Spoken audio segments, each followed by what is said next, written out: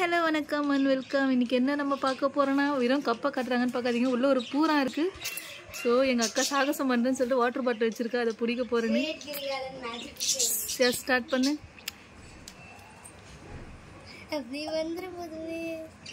சின்ன பூரா தானா, பரவாயில்லையே.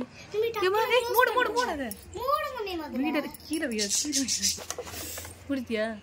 பரவாயில்ல. டேலண்ட்டாக என்ன பண்ணியிருக்கானா, சத்தம் போடாதீங்க. டேலண்ட்டாக என்ன பண்ணியிருக்கானா, வாட்டர் பாட்டிலில் பிடிச்சிட்டா.